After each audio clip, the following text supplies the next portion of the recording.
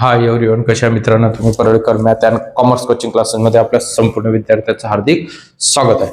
तर बघा आता विद्यार्थी मित्रांनो, आपण बघत आहे BCom second year semester third company account. कोणता विषय बेटा? Company account, valuation of shares. तर व्हॅल्युएशन ऑफ शेअर्स मध्ये आपली इंटरेस्ट मेथड झालेली आहे, त्याच्यानंतर नेट असेट मेथड सुद्धा झाली, त्यानंतर आपली ईल्ड मेथड सुद्धा झालेली आहे. आपलं हे सेकंड नंबरचं चॅप्टर आहे ईल्ड मेथडचं. तर बघा आता असं कंटिन्यू व्हॅल्युएशन ऑफ द 6 नंबरचं लेक्चर्स आहे. तर इन द बुक्स पहिले सुरुवातीला तुम्हाला आता ते स्क्रीनवरती जे गणित दिलेलं आहे त्या गणिताचा तुम्ही काय करा विद्यार्थी मित्रांनो, स्क्रीनशॉट काढून घ्या. म्हणजेच तुम्हाला त्या गणितावरतून काय होणार समजून जाणार आणि तुम्ही ते गणित एक्झाम्पल लिहून घ्या बेटा. तुम्हाला गणित देता बेटा मी, बरोबर लिहा, बरोबर बघा. तर पहा आता त्या गणितामध्ये सुरुवातीला वरते काय दिलेलं आहे. तर हेडिंग वाचायचं, ऍडजस्टमेंट बघायच्या सगळ्यात सुरुवातीला. तर आपण ऍडजस्टमेंटच सोडवायच्या. काय सोडायचं बेटा? पहिले ऍडजस्टमेंट द बॅलन्स शीट आहे की नाही.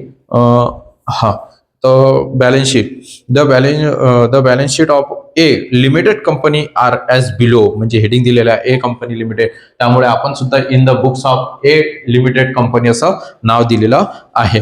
Balance sheet. तर नेट ऍसेट मेथड, कोणती मेथड? Net asset method. आणि सगळ्यात शेवटी खाली आता सर हे ओळखायचं कसं? तर बघा, the normal rate of business, सगळ्यात शेवटची लाईन एकदम गणिताच्या शेवटी जे खाली दिलेलं आहे 5% दिसला.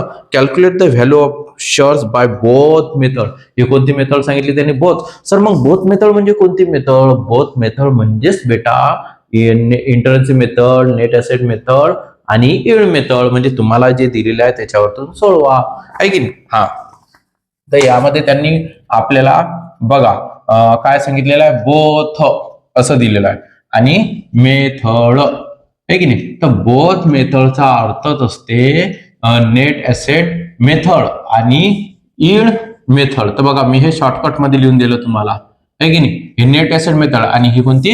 Yield method. बोथ मेथडलाच म्हणजे तुम्ही दोन्हीही सोडवा असं त्यांचं म्हणणं आहे, किंवा इंटरेन्सी मेथड आणि ईल्ड मेथड. म्हणजे नेट ऍसेट मेथडलाच इंटरेन्सी मेथड असं म्हणतात. तो गणित आता बघून घ्या सगळ्यात शेवटी. आता आपण काय करूया, सगळ्या पहिले सुरुवातीला कॅल्क्युलेशन्स ऑफ नेट असेट.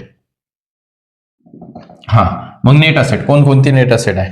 तर बघा पहिले सुरुवातीला बिल्डिंग दिलेल्या आहेत. तर विद्यार्थी मित्रांनो, तुम्हाला ऍडिशन मध्ये ज्या अमाऊंट ऍसेटच्या जी दिलेल्या असतील त्या आपल्याला ऍडजस्टमेंटच्या मेन्शन करावं लागतात. तर बिल्डिंग शेवटी खाली ऍडजस्टमेंट मध्ये आहे का?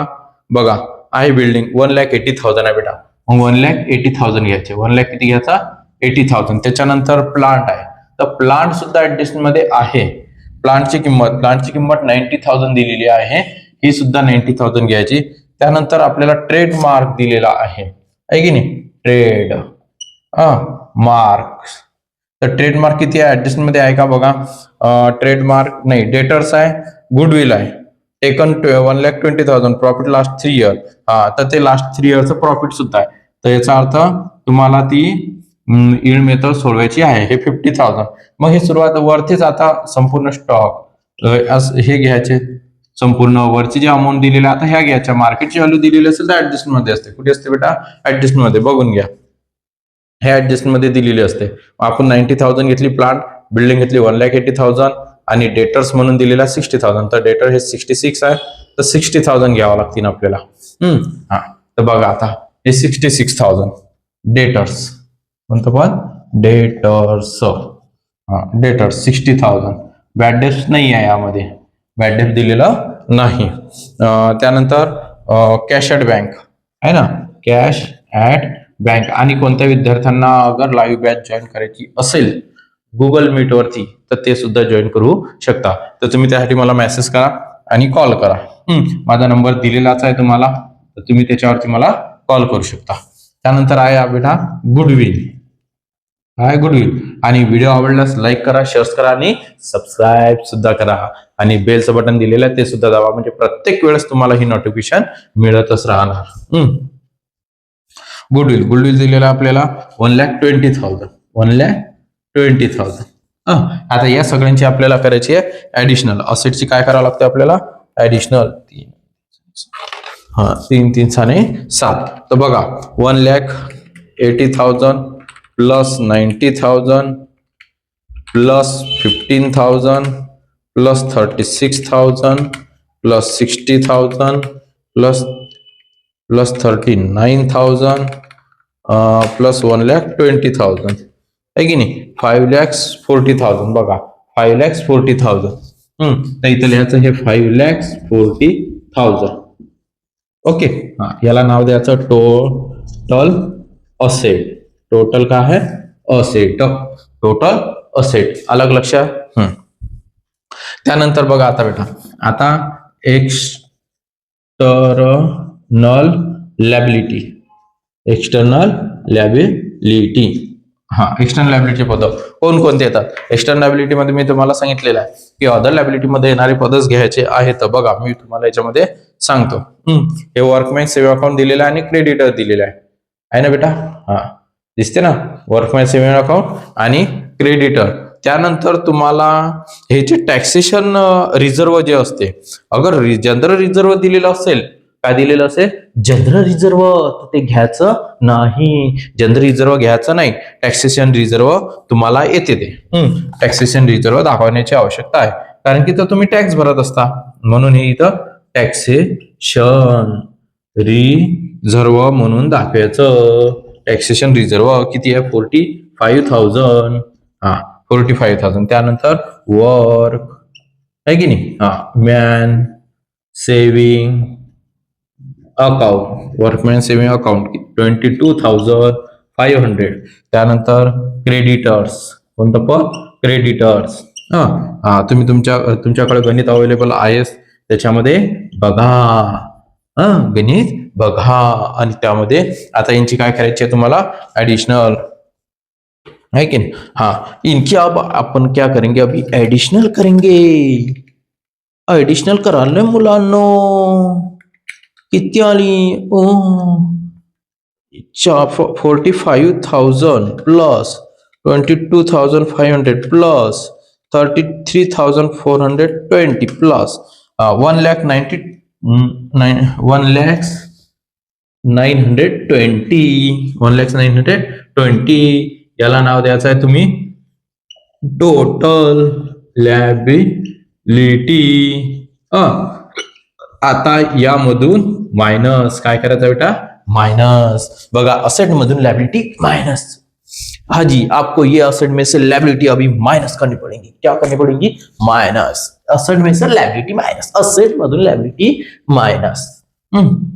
मग ही मायनस केल्यानंतर तर ती किती येते बघा? 5,40,000 मायनस 1,09,20, 4,39,080 रुपीज. 4,39,080. 80. हा, आता याला नाव द्यायचं आहे तुम्हाला टोटल. याली तुमची नेट असेट, म्हणजे आपण काय काढलेलं आहे बेटा? Net asset. आणि इथं काय करायचं तुम्हाला? ते क्लोज करायचं. काय करायचं? क्लोज. म्हणजे 4,39,080 रुपीज. हे मेन्शन केलेले आहेत, आपण संपूर्ण मेन्शन केलं त्याच्यामध्ये आणि दाखवलेलं आहे. आता बघा, आता यामध्ये आपल्याला फॉर्म्युला राहिलेला आहे आपला नेट असेटचा फॉर्म्युला राहिलेला. आपला कोणता फॉर्म्युला राहिलेला आहे? नेट असेटचा फॉर्म्युला. हा, नेट असेटचा फॉर्म्युला. मग कोणता आहे नेट असेटचा फॉर्म्युला सांगा? मी शिकवला ना तुम्हाला. कॅल्क्युलेशन ऑफ व्हॅल्युएशन हा येतात. कॅल्क्युलेशन्स ऑफ आहे की नाही? हा, व्हॅल्यू. याच्यामध्ये तुम्ही व्हॅल्युएशन ऑफ म्हणजे काही जण पहिले direct calculation of net asset सुद्धा लिहितात, किंवा तुम्ही कॅल्क्युलेशन व्हॅल्यू ऑफ शेअर्स असं सुद्धा दाखवू शकता, किंवा calculation of valuation of shares हे सुद्धा लिहू शकता. म्हणजे अलग अलग पद्धतीने ते लिहिलेले असते. अलग अलग सरांचे अलग अलग टेक्निक दिलेले असतात. त्याच्यामुळे आपण व्हॅल्यू ऑफ शेअर्स, हा, व्हॅल्यू ऑफ शेअर्स म्हणजे नेट असेट. अरे, नेट असेट मेथड. हे मेथड. तर बघा आता NA किंवा मग VS म्हणजे व्हॅल्यू ऑफ शेअर्स. किती आहे त्याची value? Net asset upon numbers of equity shares. मी तुम्हाला सांगितलेलं नंबर्स ऑफ इक्विटी शेअर्स म्हणजे कोणते? Sir, number of equity shares म्हणजे जे शेअर्स जेवढे असतील, म्हणजे मोबाईल किती असतील ते मोबाईल. मग इथं मोबाईल किती दिलेले आपल्याला बघा? 15,000 दिलेले आहेत बेटा. किती आहेत? 15,000 दिसले ना? ₹10 एक मोबाईलची किंमत 10 तर 15,000 मोबाईलांची किंमत किती 1 लाख किती 50,000. बघा VS इज इक्वल टू मग आता नेट असेट किती आली आपली 4,39,080 रुपीज. त्याला डिवायडेशन 15,000 किती बेटा 15,000. मग VS इज इक्वल टू आता यांना करायचं आहे डिवायडेशन. काय करायचं तुम्हाला डिवायडेशन आहे की नाही. तर हे ते 29.27 म्हणजे ही आली तुमची किंमत. काय आलेली आहे बेटा किंमत. म्हणजे व्हॅल्यू ऑफ शेअरची काय आली तुमची किंमत आली. व्हॅल्यू ऑफ शेअरची काय आलेली आहे बेटा किंमत. आलं का लक्षात. आता याच्यानंतर आपण बघणार आहोत बाय यील्ड मेथड. कोणती मेथड बघूया यील्ड मेथड. समजलं ना. आपण बघणार आहोत नेक्स्ट समोरचं ते आपलं झालेल्या मेथड सांगितलेली आपण काढली. पहिले नेट असेट मेथड काढली. आता काय बाकी आपली यील्ड मेथड. कोणती मेथड बाकी आहे बेटा यील्ड मेथड. मग कॅल्क्युलेशन्स बाय यील्ड मेथड आहे की नाही.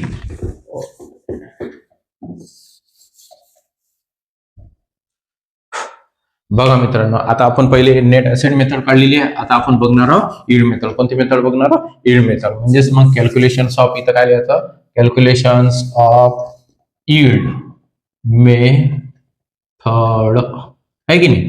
Calculation of yield method. मग सुरुवातीला calculations of average profit. Calculation of average profit म्हणजेच AP total profit minus loss upon काय करायचं बेटा तुम्हाला year. Total profit minus loss upon year. तर मग आता ते पहिले सुरुवातीला प्रॉफिट बघायचं किती आहे प्रॉफिट दिलेला. प्रॉफिट पाहायचं टोटल प्रॉफिट AP आहे की नाही 24,000. अगर त्यांनी तुम्हाला यील्ड मेथड सांगितली फक्त यील्डच मेथड सोडवा. त्यांनी अगर नेट असेट मेथड सांगितली तर नेट असेट मेथड सोडवा. आणि गणित आपल्या व्हिडिओच्या बाहेर येतील नाही याची मी तुम्हाला गॅरंटी देतो. आणि हे जे गणित आहे हे मोस्ट IMP गणित आहे. मोस्ट IMP गणित आहे बेटा. हे पेपरचं गणित आहे 2015 मध्ये आलेलं गणित आहे. मार्च मध्ये. तर हे होतं त्यावेळेस. तर बघा आता इयर दिलेला 3. तर यांची करायची आपल्याला काय करायचं बेटा त्यांची ऍडिशनल येते 1,02,000. जास्त वेळ न गमावता मी तुम्हाला सांगत आहे. AP मग आता AP इज इक्वल टू यांचं करायचं आपल्याला डिवायडेशन. यांचं काय करायचं आपल्याला डिवायडेशन म्हणजे 25,500. आलं का लक्षात बेटा. त्यानंतर बघा आता कॅल्क्युलेशन्स ऑफ 2 नंबरला कॅल्क्युलेशन्स ऑफ आहे की नाही. तर कॅल्क्युलेशन ऑफ तुम्हाला जे काढायचं असते ते पर्सेंटेज मध्ये सांगितलेलं आहे बेटा. काय सांगितलेलं आहे आपल्याला percentage of average profit. Calculations of percentage of average profit to equity shares capital okay. Is equal to म्हणजेच इक्विटी शेअर्स कॅपिटल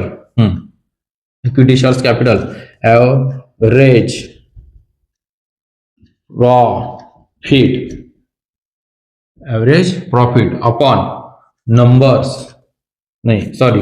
आता ही यील्ड मेथड आहे. कोणती मेथड आहे यील्ड मेथड. नेट असेट मध्ये अपॉन मध्ये इथं net asset upon number of equity shares लिहिता तुम्ही. परंतु इथं तुम्हाला काय लिहावं लागेल तुम्हाला कॅपिटल म्हणून दाखवावं लागेल. Equity shares capital equity shares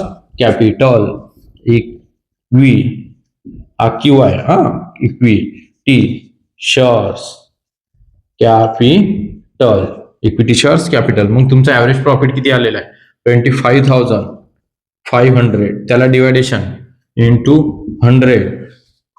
तर तुमचं कॅपिटल किती आहे बघा. इथं कॅपिटल म्हणून दिलेलं आहे त्यांनी 1,50,000. हे 15,000 शेअर्स ऑफ 10 म्हणजे 1,50,000 कॅपिटल आहे. 1,50,000 या वरच्या संख्येसोबत मल्टिप्लिकेशन करायचं. हे 5,000 2 0 वाढून द्यायचे कधी पण 1,500. ओके. हे 1 2 3 4 4 0 कट करा 4 0 कट करा. म्हणजेच तुमचं याचं डिवायडेशन केल्यानंतर ते येणार आहे 17%. किती येणार आहे बेटा? 17. हे डिवायडेशन करायचं 17% येणार. डिवायडेशन करायचं किती पर्सेंट येणार? 17%. त्यानंतर थर्ड नंबरला, आता जो थर्ड नंबरचा जो फॉर्म्युला आहे कॅल्क्युलेशन्स ऑफ, आहे की नाही, म्हणजेच व्हॅल्यू लिहा किंवा मग व्हॅल्यू ऑफ शेअर्स लिहा. मी तुम्हाला सांगितलेलंच आहे की नाही. Value of shares.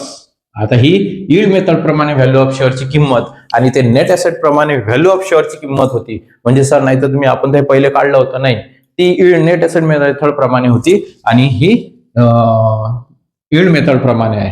गणित तेच चालू आहे, आपलं गणित चेंज झालेलं नाही. तर बघा, त्यानंतर आता तुम्हाला इथं दाखवलेलं आहे आपण यील्ड मेथड म्हणून. तर मग इथं व्हॅल्यू ऑफ शेअरची किंमत. तर बघा, हे percentage of average profit, AP shortcut लिहिलं मी. Percentage of average profit to equity shares capital, आहे की नाही. आपण त्याला आपण लिहायचं रेट ऑफ रिटर्न्स आणि into paid of shares, into paid of shares. मग percentage average profit equity shares capital किती आलेलं आहे तुमचं? 17%. हे आलं 17%. हे 70. रेट ऑफ रिटर्न बघा त्या गणितामध्ये किती दिलेलं आहे. सॉरी बेटा, बघा 5% आहे ना. मग आता आपल्याला इथं 5% दाखवायचा. आणि पेड ऑफ शेअरची व्हॅल्यू, सर हे पेड ऑफ शेअरची व्हॅल्यू कुठून घ्यायची? तर बघा बेटा, ही इथं पेड ऑफ शेअरची व्हॅल्यू दिलेली आहे 10 रुपीज. लायबिलिटी बाजूला ज्या शेअर्स मध्ये दिलेली असेल ते 10 रुपीज. गणित बघितले आपले तुम्ही, म्हणजे तुम्हाला परफेक्ट गणित सोडवता येतील. यांचं मल्टिप्लिकेशन करायचं 1 वरच्या संख्येसोबत 10, त्याला डिवायडेशन 5 न डिवायडेशन केलं 30%. 30 रुपीज, सॉरी पर्सेंटेज नाही, हे रुपीज राहते. सॉरी बेटा. तर बघा 34 रुपीज. म्हणजेच याची जी शेअरची व्हॅल्यू आलेली आहे ते तुमची 34. तर याप्रमाणे तुम्हाला यील्ड मेथड सोडवण्याची आहे. तुम्हाला स्क्रीनशॉट काढायचं असेल काढून घ्या. पहिल्या गणिताचा तुम्ही स्क्रीनशॉट, म्हणजे याच गणिताचा सुरुवातीला स्क्रीनशॉट काढून घ्यायचा. काढला. तर व्हिडिओ आवडल्यास लाईक करा, शेअर करा आणि सबस्क्राईब सुद्धा करा. जय हिंद, जय महाराष्ट्र.